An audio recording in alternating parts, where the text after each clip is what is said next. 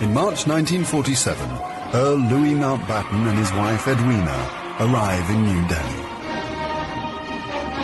The great-grandson of Queen Victoria and second cousin to George VI, Mountbatten brings a regal presence to the drama of India's independence. As the last viceroy, he bears responsibility for India's fate. 2nd of April, 1947. I have now completed my first week in office. I should like to be able to paint an encouraging picture of my first impressions, but feel it would be misleading if I did so. The scene here is one of unrelieved gloom. At this early stage, I can see little common ground on which to build any agreed solution for the future of India. The only conclusion I have been able to come to is that unless I act quickly, I may well find the real beginnings of a civil war on my hands.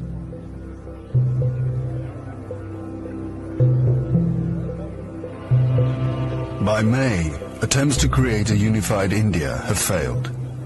Gandhi retreats from political life. Muhammad Ali Jinnah, leader of the Muslim League, and Jawaharlal Nehru of the Indian National Congress concede to divide India. Fearing a total loss of control, Mountbatten brings forward the transfer of power to August. Two nations will be created by partition, a secular India and a new homeland for India's Muslims, Pakistan. Nehru addresses the people of India. Long years ago, we made a tryst with destiny, and now the time comes when we shall redeem our pledge. At the stroke of the midnight hour, when the world sleeps, India will awake to life and freedom.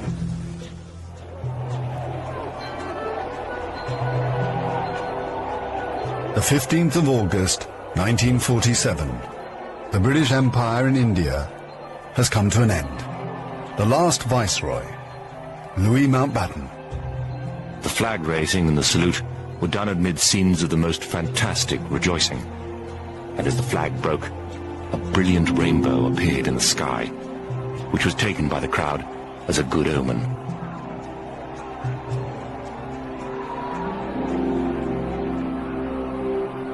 Qasim Muhammad. On the 15th of August came freedom. The freedom to burn, loot and murder. While Delhi and Karachi were celebrating, central Punjab was burning.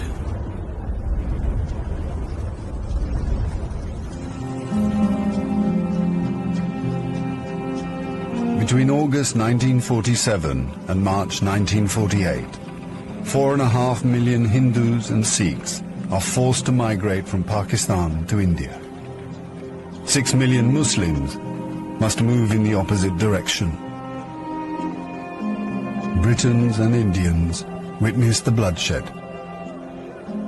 Shahid Ahmed. It is a battleground. People have gone mad. Trains to Pakistan are being looted and occupants slaughtered. We all knew that carnage was in the offing. So did Mountbatten. The British Empire, which tried to build India over centuries, can never live down this great tragedy.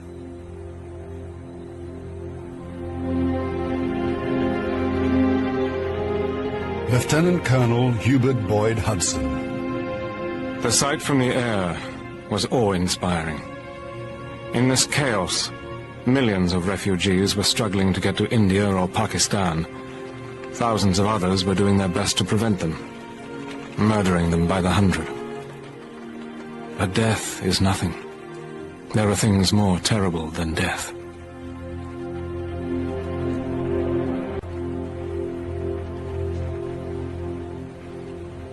Ten million people are displaced in the partition of India. 1 million are dead.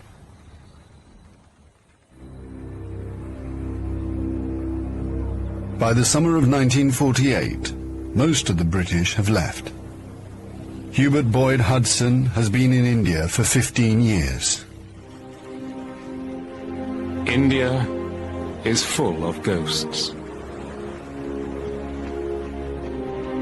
Houses I have lived in, now inhabited by Indians, remind me of the days which will never come again. When the Viceroy drove past with a cavalry escort in red coats. I have seen the greatness of the British in India, but now it is all ended, and we are the last to leave, the few who are trying to tidy up the mess which the sudden splitting of an old empire has caused. Britain has lost its greatest imperial possession. Mahatma Gandhi once said that if India became free, the rest of the empire would follow. In the next 10 years, the fire of India's independence will spread around the globe, from the Middle East to Africa.